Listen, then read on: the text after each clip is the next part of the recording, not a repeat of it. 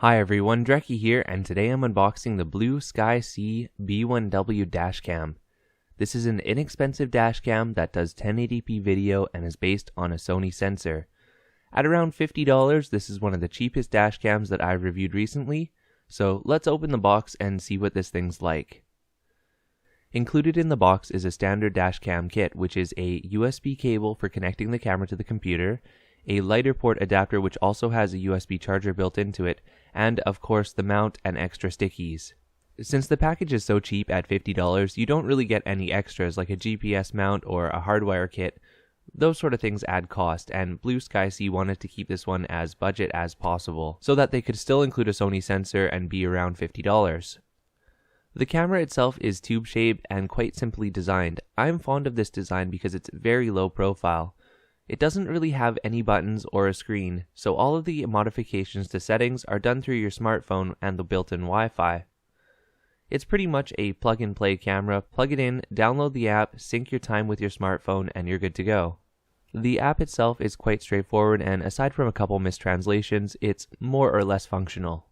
And now on to some video quality tests. If you're not already watching this on a big screen, I highly recommend watching it on a computer over a smartphone, because the difference in video quality that you'll see between this camera and others is going to be fairly significant. I'm going to leave it up to you to decide whether or not you like this camera more, but it is in its initial stages and there's a couple places that it shows. First of all, in some cases the exposure is a little bit wonky.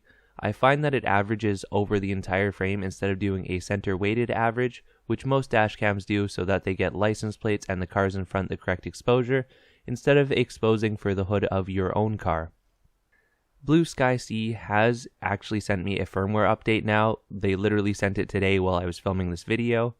So I guess in the next video, which is going to be the full review, we'll discuss whether or not that's been fixed, and also we'll see if they're able to get more dynamic range out of this Sony sensor.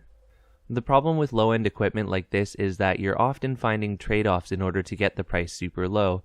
That's why I was surprised to learn that this camera has a capacitor instead of a battery, meaning higher reliability in hot or cold temperatures. The trade-off really comes in when you look at the processor, which is not capable of 1080p 60, only 1080p 30. Really though, at this price, there are a lot less trade-offs with this camera than some of the other ones that I've seen. For example, this camera does film in MPEG-4, which should result in better compression compared to AVI cameras. And the fact that it has a Sony sensor at this price domestically is quite unbelievable, and that means that Blueskysea does have a lot of potential to push this camera to a better quality dashcam than what it currently is. It seems like they're being very prudent about the firmware updates as well. They've taken a lot of my feedback into consideration, which is something that I appreciate. And there is one other really good thing that I want to say about this dashcam so far, and the license plates are quite readable because of the high contrast and high sharpness. While the video is definitely over-sharpened and contrasty, it means that license plates are quite readable despite the low-end hardware, which is something that a lot of cheaper cameras lack. So as usual, stay tuned for the full review coming up soon, and if you want to check this camera out on Amazon, the link's below in the description. Thanks for watching.